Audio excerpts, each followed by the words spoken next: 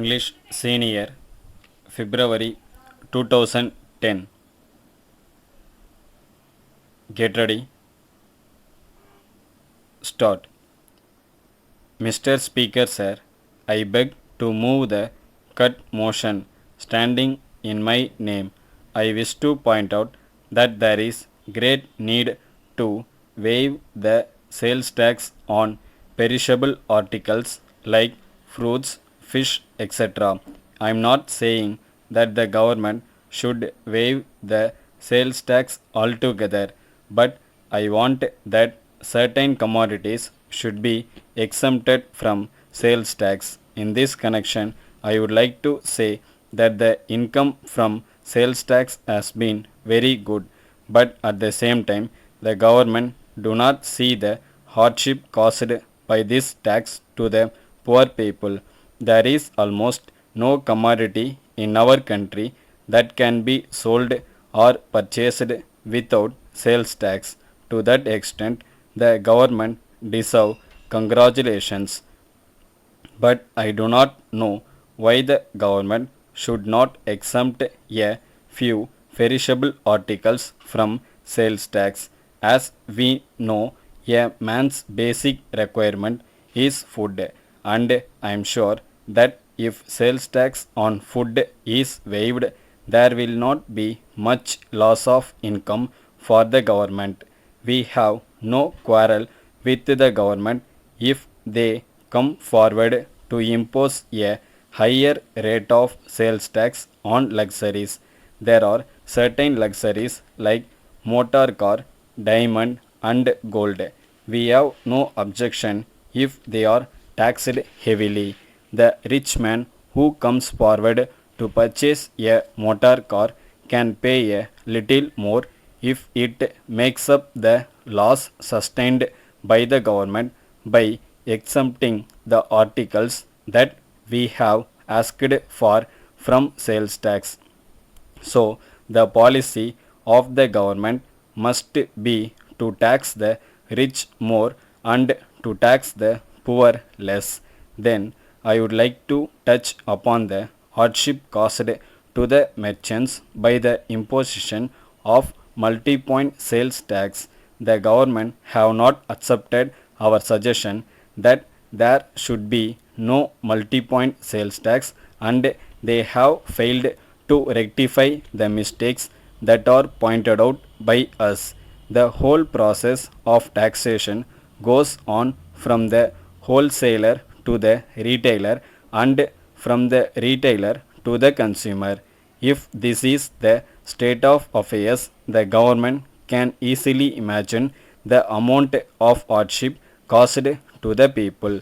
The government may come to the conclusion that at every stage of these transactions they get some income. So far as the finances of the government are concerned, it may be sound principle, but the government must also consider how much the people are affected.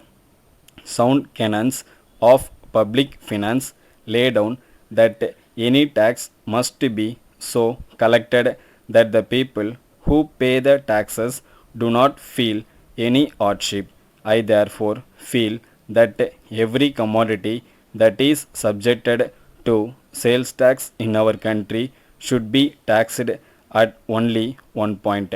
The finance minister was pleading yesterday that if the officials were not vigilant enough to see that the commodity was taxed at the first point, it was likely to be brought to the consumer without being taxed. But the government need not think that their officials will be so careless. The finance minister was good enough to mention yesterday that there were a few commodities like cotton and cigarettes which were being taxed at one stage only.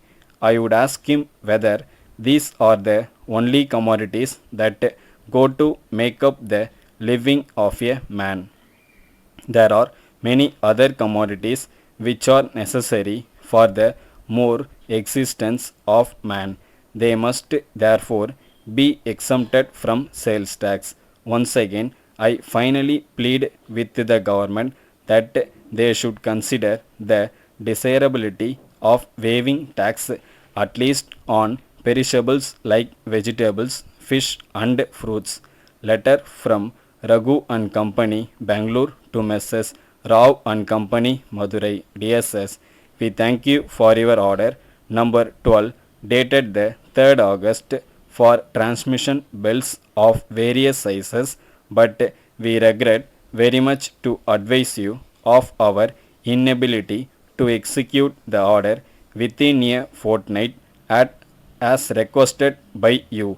We would like to inform you that in recent months there has been a great rush of orders for our goods, and in spite of our best efforts, we have not been able to cope with them successfully.